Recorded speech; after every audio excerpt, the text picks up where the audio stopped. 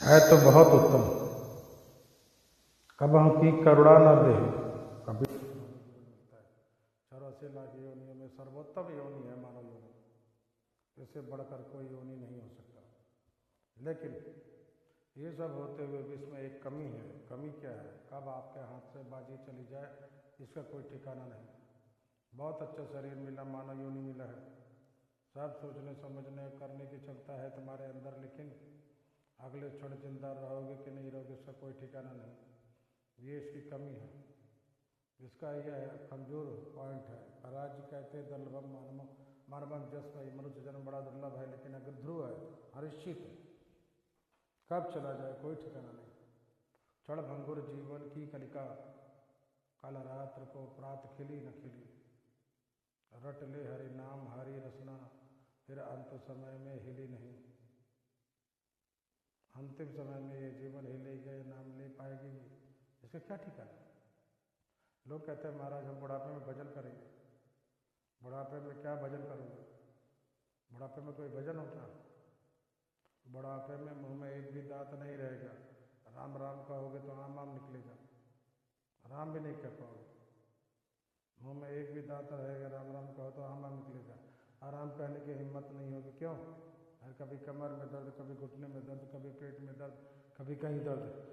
नाना प्रकार की व्याधियाँ उस समय जब घेर लेती हैं तो व्यक्ति अपनी व्याधि से मुक्ति की सोचता है। भगवान का स्मरण कहाँ? हाँ चिल्ला करके दुख में भगवान कह रहे हा राम हरे राम, कहर कह करके रो करके कर ले हाय राम,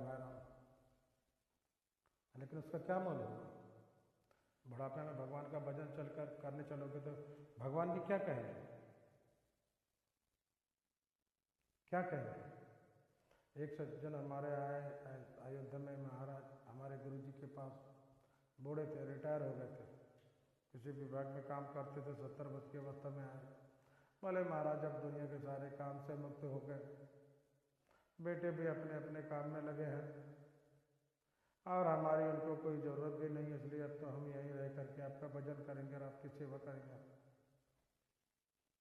तो महाराज जी ने कहा अब तुम क्या सेवा करोगे? तुम हम ही से सेवा करवाओगे और तुम सेवा करने लायक रहेगा।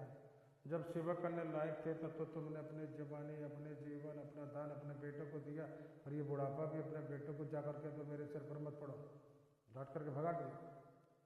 जिसको तुमने अपना जीवन दिया, अपना सर्वस्व दिया, ये बुढ़ापा भी उसी के सिर पर डालो। अब आयो भजन करने। भगवान भी क्या सोचेंगे?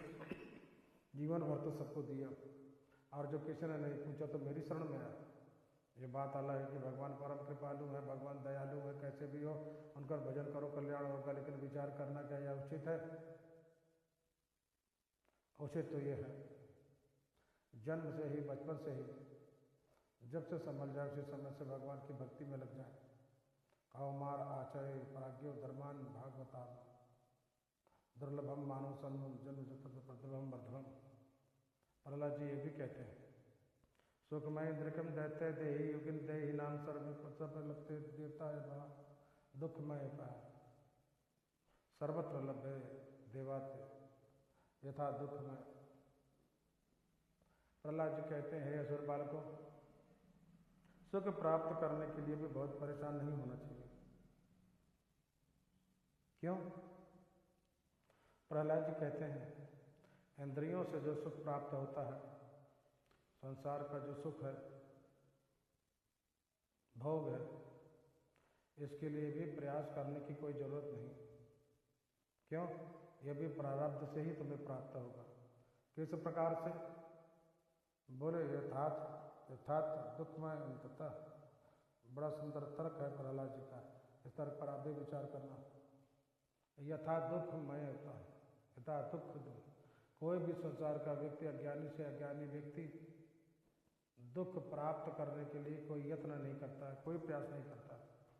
आप दुख प्राप्त करने के लिए कभी कोई प्रयास नहीं करते। दुख प्राप्त करने के लिए आप पैसा नहीं खर्च करते। दुख प्राप्त करने के लिए आप अपने किसी से निवेदन नहीं करते। दुख प्राप्त करने के लिए आप कोई संसाधन एकत्र नहीं कर पाते। यहाँ तक कि दुख प्राप्त करने के लिए तुम भगवान से प्रार्थना भी नहीं करते, हे प्रभु आप मुझे दुख दे दो। कोई करता? नहीं करता।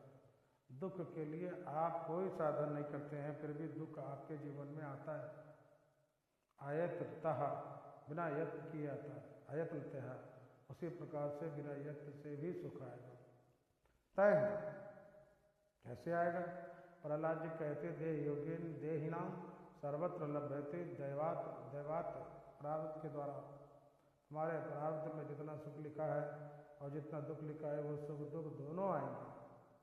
समय आने पर सुख आ जाएगा, समय आने पर दुख आ जाएगा। आप चाहे कितना प्रयास कर लो और कुछ न करो फिर भी वो आएगा।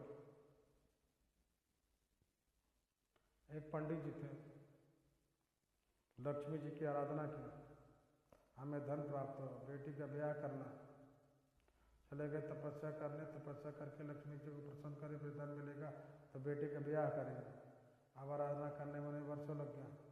गांव के लोगों ने देखा पंडित जी पता नहीं कहाँ गायब हो गए, तो गांव के लोगों ने मिलजुल करके पैसा बटोरा एकत्र करके बेटी का ब्याह कर दिया। बेटी चली गई ब्याह करके। पंडित जी की तपस्या जब पूरी हुई लक्ष्मी जी प्रसन्न हो गई। लक्ष्मी जी ने कहा वरदान मांगो।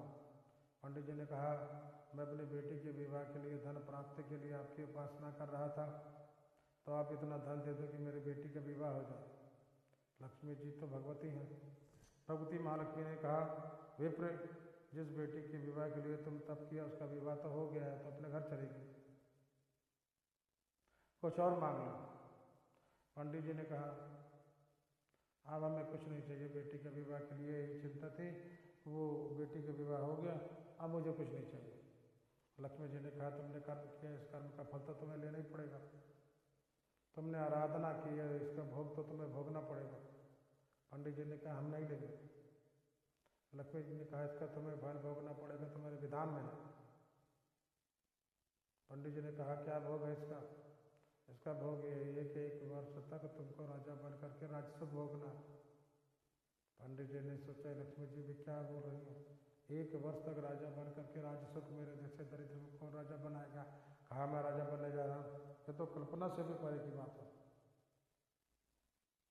लक्ष्मी जी तो अंतर्ध्यान हो गए।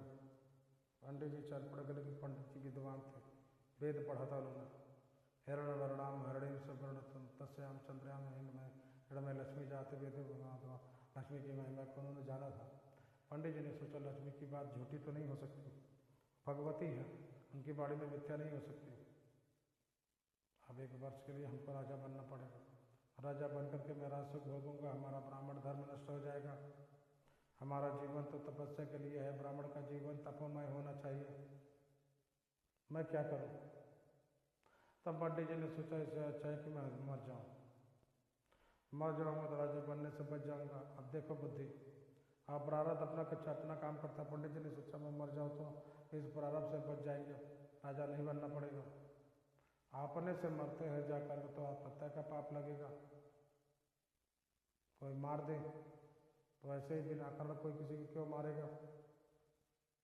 या तो पंडित जी को बुद्धि सूझी, चले राजा के और चल करके राजा का अपमान करें, राजा के साथ ऐसा व्यवहार करें, राजा क्रोध में आकर मुझे मृत्युदंड सुना दें। तो राजा के द्वारा जिस किसी को दंड मिलता है उसकी अकाल मृत्यु नहीं मानी जाती, तो मैं अकाल मृत्यु से भी बच जाऊंगा। पंडित जी आए और सोचने लगे क्या अपराध करें। राजा क्रोधित होकर के मुझे मृत्युदंड दे, छोटे मोटे अपराध पर तो मृत्युदंड देगा नहीं। तो पंडित जी को बुद्धि आई, सभा में पहुंचे। राजा दरबार में बैठा था, अपने सिंहासन पर दरबार लगाकर पंडित जी ने अपना जूता उतारा और खींच करके मारा राजा को, एक जूता। राजा ने, पंडित जी ने सोचा इतनी की तो बात तो मृत्युदंडता है, इससे बड़ा तो कोई काम हो नहीं सकता, इतना बड़ा अपमान तो राजा का कौन कर सकता। जूता फेंक करके मारा, लेकिन जूता आते देखकर जब राजा ने सिर ऐसे कर दिया, जूता जाकर के छत्र के डंडे में लगा तड़ाक से, जो सिंहासन पर छत्र लगा था, और उसी छत्र के डंडे में एक सर्पणी, एक नागनी घूम रही थी राजा को काटने के लिए, दंश करने के लिए। उसी नाक पर और सर्पणी पर जाकर के जूता गिरा, सर्पणी नीचे गिरी, छटपट छटपट करके मर गई। राजा ने देखा, सेवकों ने पकड़ लिया पंडित जी को, तब तक देखा कि सांप मारा पड़ा है, जूता पड़ा है। लोगों ने कहा पकड़ो पकड़ो, इस ब्राह्मण ने अपराध किया है। पकड़ करके पंडित जी लाए गए। उसी समय खुद पुरोहित को बुलाया गया। राजा